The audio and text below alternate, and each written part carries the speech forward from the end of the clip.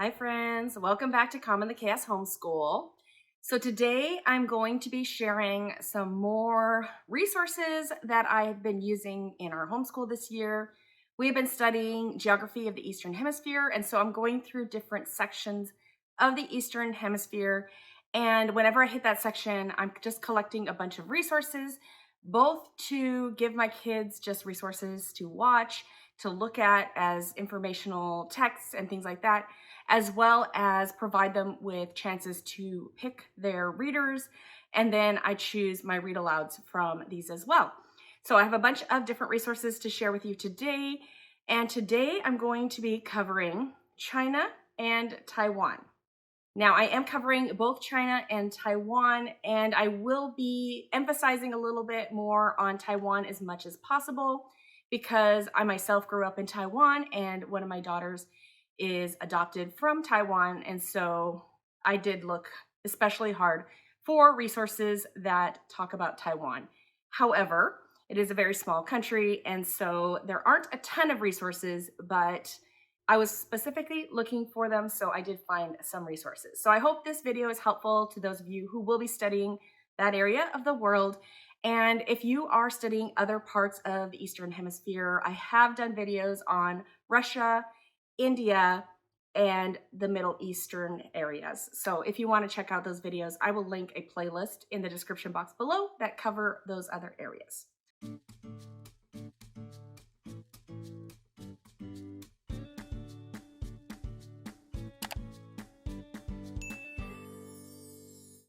Okay, so I'm going to start with some videos that I found. I found these at the library, and we did watch one of them, and I just went to look for it, and I couldn't find it. But we watched a video on panda bears. It was like a 20-minute videos on panda bears, and that was lots of fun. If I can find it, I will link it so you can see what it looked like. But the two other ones that I got from the library here is Holiday Kids, all about Chinese New Year's. I have this one, Holiday Kids. And then I do remember watching this video at some point. So this is China, the Panda Adventure. And so I have not watched it recently. I think it's based on a true story, 1936, the summer of 1936. So I do believe it's based on a true story. We're going to watch that sometime in our homeschool. And so those are just some videos that I found at the library. So don't forget to check your library for resources when you're doing units or things like this. Now, the really funny thing about researching this and finding resources for this was I could not find a lot of picture books about China, or maybe I was just looking for Taiwan. I don't know. I didn't find a lot of picture books. I did find this one.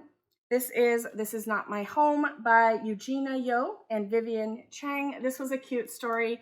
So this is about a girl who is in the US, and her mom has to go home and take care of her mother, so her grandmother.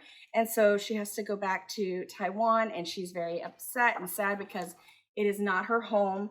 And then her mom kind of shows her around and shows her around Taiwan and shows her how Taiwan is actually her home. And in the end, the little girl gets used to living there, and then she can say that it is her home. So it was a really cute story. I really enjoyed it. So if you are studying China or Taiwan, I do recommend this one picture book that I found on, I'm not sure why. I'm not sure why I couldn't find more picture books, but I really liked that one. All right, next, there's always the informational books that you can find about countries. So we have like DK Eyewitness Travel. Those are always fun. Lots of beautiful pictures, lots of information about a country. So these are all about China. So we have that one. I have another DK Eyewitness book. I really like the Eyewitness books, but once again, all about China. So that's a really good one. Before I forget, I will link links to all of these resources below if you see any that you particularly like. All about China, stories, songs, crafts, and games for kids. So that's what this one looks like.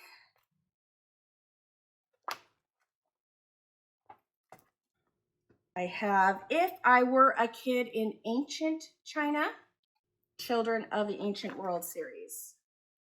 So made in China. All right, so different things here. And China, Enchantment of the World.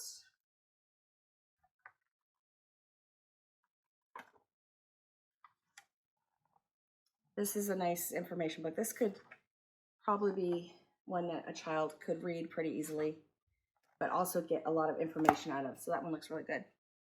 Okay, and then this is not something I normally show in these videos, but I got this from the library and I was really impressed when I opened it up. This is Made in Taiwan, Recipes and Stories from the Island Nation.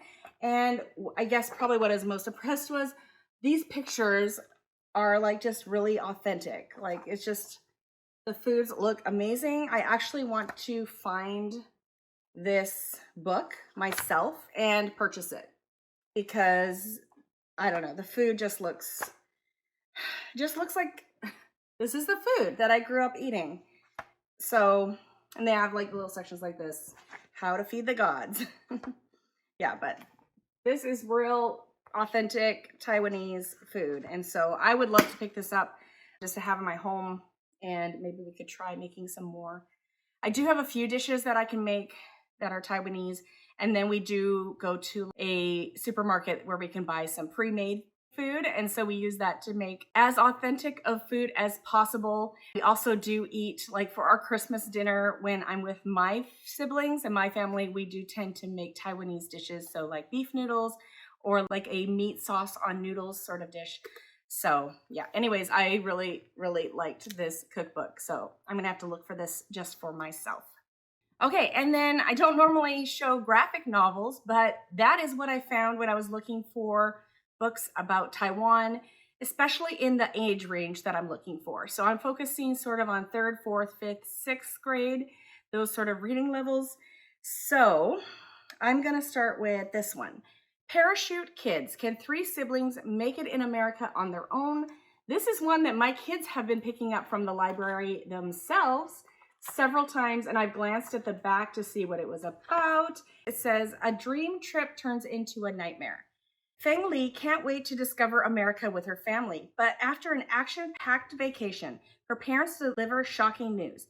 They are returning to Taiwan and leaving Feng Li and her older siblings in California on their own. Suddenly, the 3 kids must fend for themselves in a strange new world and get along. Starting a new school, learning a new language, and trying to make new friends, while managing a household is hard enough, but Bro and Sis's constant bickering makes everything worse. Thankfully, there are some hilarious moments to balance the stress and loneliness, but as tensions escalate and all 3 kids get tangled in a web of bad choices, can Feng Li keep her family together? And that is actually something pretty typical that could happen, because in Taiwan, they consider living in America to be a really good life, a better life. And so there are families who will send their kids over to live with relatives, or in this case, it sounds like older brother and sister are old enough to live on their own. And so they just have their 3 kids living in the US because they're going to be in Taiwan with their jobs, or they can't get visas or something. And so that is something that happens. So this is really kind of realistic on what could happen. And so, yeah, so that sounds like a very interesting story. And this one looks super cute. Measuring Up. And so this one is, what if everything you've got simply isn't enough? 12-year-old Cici has just moved from Taiwan to Seattle, and the only thing she wants more than to fit in at her school is to celebrate her grandmother, Amma's 70th birthday together. Cici cooks up a plan to bring Amma to her by winning the grand prize in a kids' cooking contest to pay for Amma's plane ticket. There's just one problem.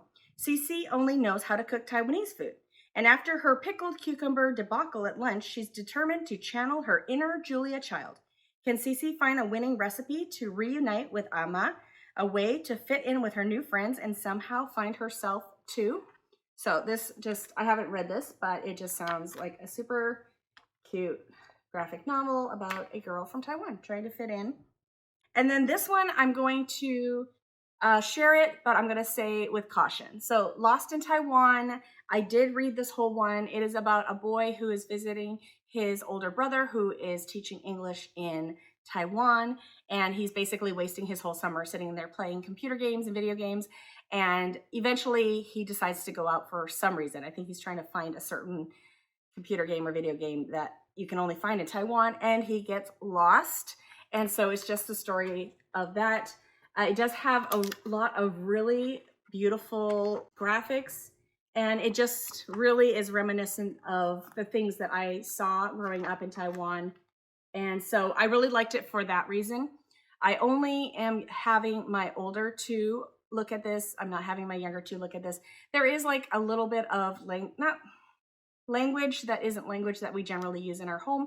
Not a ton, not a ton. And my older girls are totally fine with it. I just wouldn't give this to my boys. So for me, the cultural aspect of it, especially for my daughter who's from Taiwan, was worth me picking this up and letting her read it. And yeah, so that one with caution. All right, so that is the graphic novels that I found. And now I'm going to share I always like to have like fables, myth, fairy tales, that sort of thing when we're covering a country. So I'm gonna go with this one first.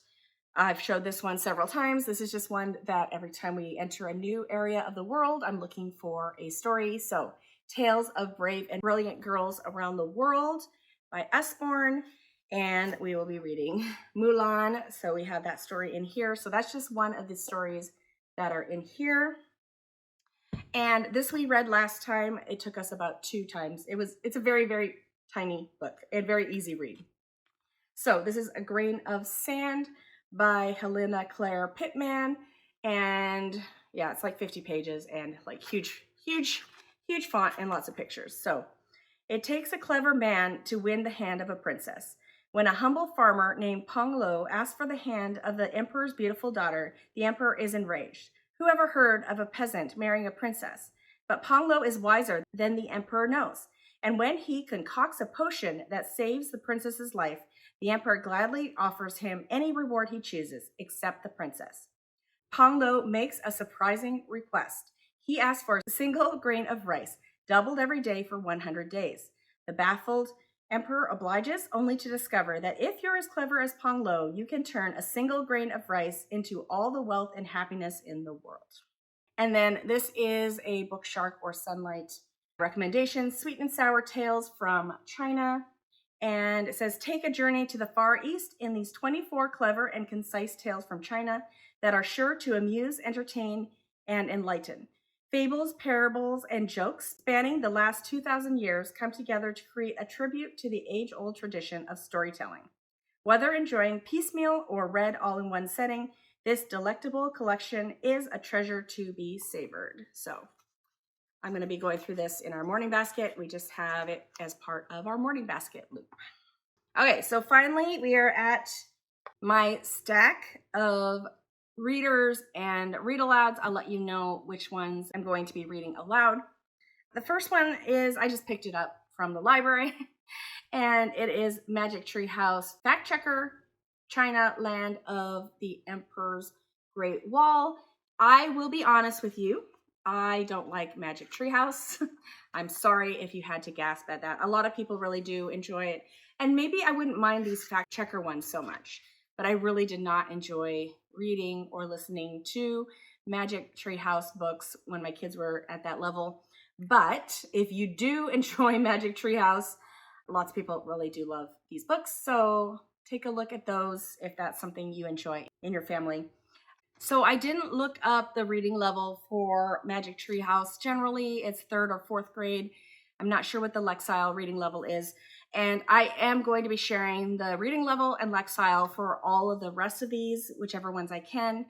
And I will link in the description box below a link to a page explaining the Lexile levels. So what it means when it says a certain Lexile level. Okay, so the first one I have here is The Year of the Dog. I believe this is a series by Grace Lin. She does write a lot of books about China and about Taiwan. I'm not sure exactly if this one is more about China or Taiwan. So that is one that comes recommended in Sunlight or Book Shark. And interest level, grade 5 to 8. Grade level reading, like 4.2. And a Lexile of 690. So it says, when Pacey's mother tells her that this is a good year for friends, family, and finding herself, Pacey begins searching right away. As the year goes on, she struggles to find her talent, deals with disappointment, makes a new best friend, and discovers just why the Year of the Dog is a lucky one for her after all. So that's kind of what it looks like in there. And I am just remembering a book that I really enjoyed that we read, probably listened to the audiobook maybe 2 years ago, that I don't have here, but it is a family who moved to probably California from Taiwan, and it is called Front Desk. And it's about a family who is just struggling to make their way in America, and they work at a motel. So her father gets a job at a motel at the front desk, and so she lives at the motel, and just sort of the things that she goes through as she's trying to learn how to fit in America. So that one was really good. I don't know the reading level, but we really enjoyed that. It was perfect for my then probably 5th and 6th grade girls. So I do recommend that one. Okay, the next one I have here is Lu Lin, Lad of Courage. I'm sure you've seen this before. Although he lives in a fishing village on the coast of China, Lu Lin is strangely afraid of the sea. Other boys in the village taunt him, and even his father calls him a coward. When Lu Lin refuses to go fishing, his parents banish him to the mountaintop with just a small satchel of food and a few rice seedlings. There, high above his home, Lu Lin proves that there are many brands of courage. And this one is grade level around 3rd grade or a 720 Lexile level. Okay, next we have Where the Mountain Meets the Moon, another Grace Lin book. And this one we are doing as our read aloud. As you can see, I have marked it all out here. So it says, young Min Li lives in the village of Fruitless Mountain, where she and her parents spend their days working hard in the fields. At night, Min Lin listens to her father's tales of the old man on the moon, who knows the answers to everything. Min Lin sets out on a quest to find the old man of the moon. He will know how she can bring good fortune to her family. Along the way, she meets many magical friends, including a talking fish, a powerful king, and a dragon who can't fly. And I really like this because it's just full of actual tales. It does have like the fables, myth, and fairy tales aspect of it as she goes throughout her story. So, and it does have some nice pictures too. So this was a good one to be reading out loud. And so this one is grade level 5 and 6 and Lexile 8-10. Next, I have Wild Orchid. So this is a retelling of the Ballad of Mulan. Wielding a sword as deftly as an embroidered needle, Mulan is unlike any other girl in China. When the emperor summons a great army, each family must send a male to fight. Tomboyish Mulan is determined to spare her aging father and bring her family honor, so she disguises herself and answers the call. But Mulan never expects to find a friend, let alone a soulmate, in the commander of her division, Prince Jian. For all of Mulan's courage with a bow and an arrow, is she brave enough to share her true identity and feelings with Prince Jian? All right, so this one, actually, I would say 3 out of 4 of my kids, I think, picked this one as their reader. And so this one is interest level 12 to 17-year-olds and 7 to 9th grade level reading and 860 Lexile. Next I have Dragon Wings, and I just happen to have this on my shelf. It says, will Wind Rider take to the skies?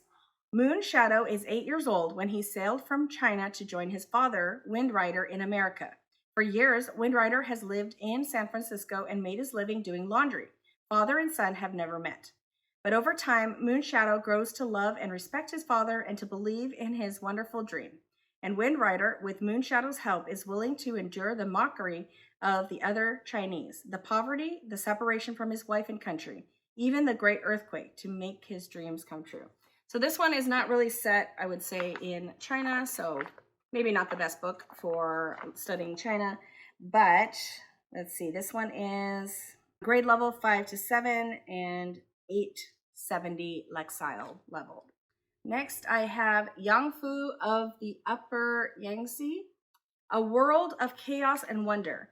When Yang Fu arrives with his mother in bustling 1920s Chongqing, all he has seen of the world is the rural farming village where he has grown up. He knows nothing of city life, but the city, with its wonders and dangers, fascinates the 13-year-old boy, and he sets out to make the best of what it has to offer. So, published a long time ago. And that is interest level 6th through 9th grade, 6.4 reading level, or an 890 for the Lexile level. This one looks very interesting to me, and I think a few of my kids did pick it. It is Girl Under a Red Moon, growing up during China's Cultural Revolution. So with a new communist government, everything was turned upside down. Good was bad and bad was glorious. So this one seems very interesting. Okay, so the description's in here. A deeply moving account of a young brother and his older sister living through China's Cultural Revolution. In a small village called Yellowstone, below the mountains of southern China, Cece is a model sister, daughter, and student. She brews tea for her grandfather in the morning, leads recitations at school as class monitor, and helps care for her youngest brother, Da. But when students are selected during a school ceremony to join the prestigious Red Guard, Cece is passed over. Worse, she is shamed for her family's past. They are former landowners who have no place in the new communist order. Her only escape is to find work at another school, bringing Da along with her. But the siblings find new threats in Bridgetown too, and Cece will face choices between family and nation, between safety and justice. With the tide of the Cultural Revolution rising, Cece must decide if she will swim against the current or get swept up in the wave. So that one just sounds really, really fascinating and just a lot more current history. And it's not, the words are pretty large. It doesn't look too hard to read. And so that is interest level for 8 to 12-year-olds, 3rd to 7th grade reading level, or a 1,120 Lexile reading. And I have God's Adventurer. So this is Hudson Taylor. So Hudson Taylor was still a teenager when God told him to go to China. Alone, broke, and even critically ill, he hung on to that goal and to God who was sending him. But would God be enough? Alone in China, Hudson had lots of chance to find out. There's plenty of danger, adventure, and action in this true story of a man who dared to risk it all on God. And this one is one that I'm going to read. I'm going to have it in my loop for when I'm reading like our Bible and then I read something else. So I'm going to put that in my loop, or is in my loop. I just haven't gotten to it yet. That one is an interest level of 6th to 9th grade, and I didn't have like a grade level or Lexile level on that. Next, I have Mission to Cathay. And so it says, in a summer dawn of 1583, after months of waiting on the island of Macau, Father Mateo Ricci, dressed in the robes of a Chinese holy man, set foot at last on the mainland of China. Mission to Cathay is the story of the first Western Christian missionary to enter mainland China, a man whose creative methods broke down formerly impregnable cultural walls and foreshadowed the work of countless men and women who followed. Father Ricci, his mission, and the people he touched come alive in a tapestry of this masterful work of historical fiction. All right, so this is based on a true story. 1583, the first missionary to China, and so it's a historical fiction because they don't know exactly what happened, I'm guessing, but that is something I'm not sure if I'm going to get to it or not. I'm going to have it after the Hudson Taylor book. If I have time, I'm going to add that one, or I don't know when I'm going to add that, but I am hoping to get to that one. And then last, I have this. It was just on my shelf. This is A Good and the Beautiful book that we got in a summer reading packet. So Jade Dragons, and this is level 7. So I'm going to say 7th or 8th grade, I think is how that usually works for Good and the Beautiful. And so this says, if Wang Ting, a river boy in China, had extra coins, he would buy a copper kettle for his mother and a desperately needed new fishing net for his father. For himself, Wang Ting wanted something that money could not buy. In his heart was a secret wish. Only he knew what it was. Wang Ting wanted to walk on the land. This wish is kept hidden for a time as Wang Ting works hard with his family upon their sampan. A raging storm starts a series of exciting events as the family's sampan is blown down the angry river out of control towards open sea. A boat as small as theirs could not hope to ride safely upon the high waters of the South China Sea. As Wang Ting and his family escape pirates, rescue an orphan baby, and search the river bottom for a bracelet with 3 jade dragons, gentle messages come to life about respect, obedience, hard work, kindness, integrity, courage, and hope. So that is that story there. And that is the end of my collection about China and Taiwan. I hope that was helpful. If you like videos like this, don't forget to give me a like and subscribe if you haven't already. And I hope to see you all in a future video. All right, thanks for coming, everyone, and bye.